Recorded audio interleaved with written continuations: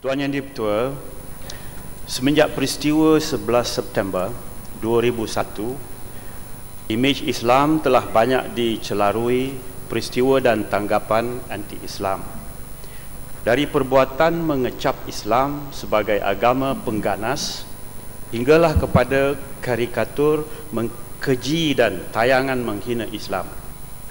Memperli dan menghina Islam nampaknya berterusan sehingga suatu persepsi anti-Islam atau Islamofobia telah disebarkan merata dunia sehingga orang Islam seolah-olah sudah digolongkan sebagai pengganas.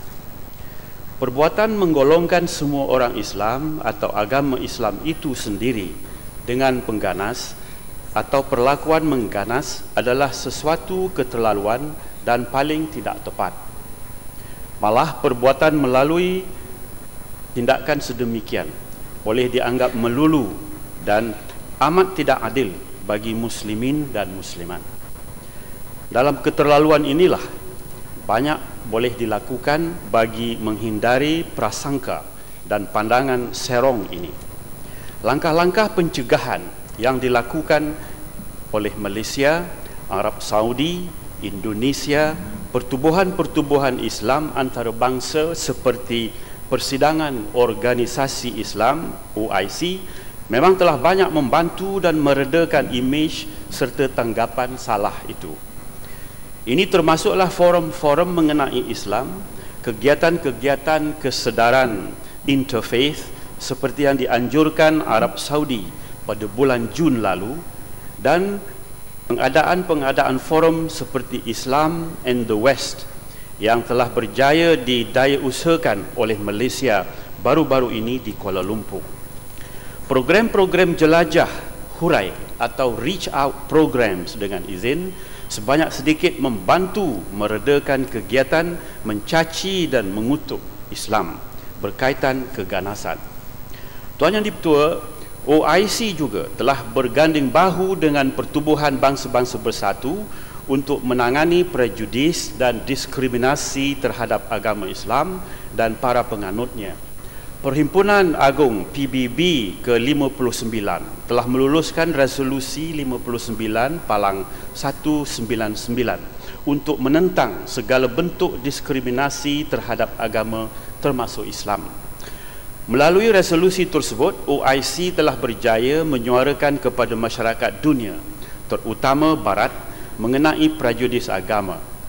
Ianya mesti diterima bahawa keganasan dan agama adalah berasingan, bahawa keganasan berlaku dan dilakukan oleh pelbagai pihak dan golongan bukan bermakna itu merupakan sumbangan Islam. Tetapi sebagaimana yang berhormat sedia maklum, keberkesanan program-program dan tindakan ini masih dianggap terhad kerana kesedaran atau pemahaman terbitan daripadanya tidak dapat menyekat kumpulan-kumpulan pelampau. Bagi kita di Malaysia tidak dapat tiada ketegasan penguatkuasaan undang-undang dan ketegasan sifat siap siaga menentang keganasan melalui langkah-langkah preventif atau pencegahan perlu diteruskan.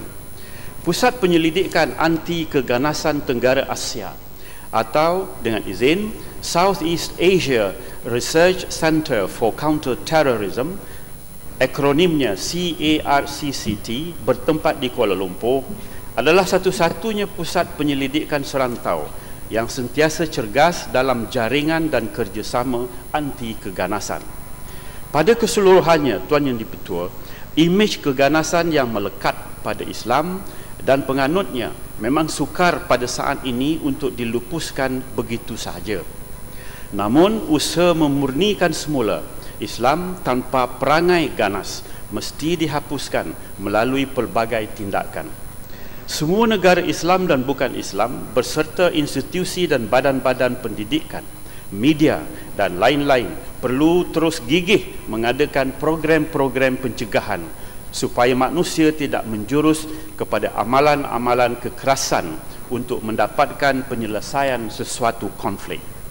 Pendekatan memusnahkan nyawa dan harta benda bukan jalan keluar dari sesuatu permasalahan hidup. ianya perlu diterima bahawa Islam dan bukan Islam hidup damai di dunia. Terima kasih Datuk Yang Dipertua, terima kasih kepada Menteri.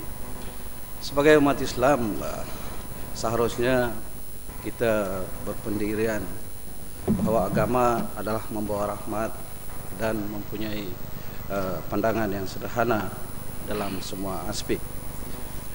Walaupun jawapan yang begitu panjang lebar yang diberikan oleh Yang Berhormat Menteri, namun ada persoalan di mana ketika ini, contohnya yang berlaku di Mumbai baru-baru ini, ianya juga dikaitkan tentang pengganas daripada Islam.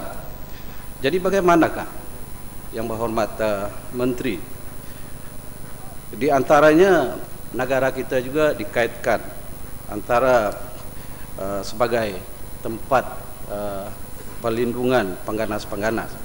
Jadi bagaimanakah kerajaan kita menangani masalah ini? Terima kasih. Kepada Yang Berhormat dari Lembaran, terima kasih. Terima kasih Tuan Yang Dipertua. Soalan ini teragih kepada dua aspek. Sesuatunya ialah terhadap pandangan bahawa kegiatan keganasan itu dikaitkan dengan Islam. Sebahagiannya telah pun saya jelaskan, latar belakangnya pun sedemikian. Kedua, dikaitkan dengan Malaysia. Sukacita saya menyatakan bahawa dakwaan yang pertama tadi tidak terasas. Sebabnya bukti-bukti atau kononnya bukti-bukti yang dikemukakan oleh pihak yang mendakwa menerusi media bahawa kegiatan melampau keganasan di Mumbai itu berkaitan dengan Islam tidak terasas. Sama ada di bawah undang-undang India yang mana akta keterangannya sama dengan kita, ataupun di bawah akta kanun jenayah India yang mana penal code atau akta keseksaan sama dengan Malaysia, tidak terbukti. Sebab itu lantas kerajaan India menyatakan dakwaan bahawa sebahagian daripada kegiatan keganasan itu berkaitan dengan perihal di Malaysia juga tidak terasas. Dan bahagian yang menyatakan segmen dakwaan terhadap kaitan Malaysia itu sekarang sudah lupus dan tidak dibangkitkan lagi. Janganlah pula hendaknya mana-mana pihak sekarang menyatakan bahawa Malaysia mempunyai beberapa kemudahan ataupun segmen kehidupan yang berkaitan dengan peristiwa di Mumbai. Mumbai peristiwa berasingan. Ia mempunyai latar belakang khusus dan sama ada FBI ataupun pihak berkuasa Scotland Yard telah pun menjalankan tugas masing-masing. Malaysia bebas daripada tanggapan tersebut. Salam.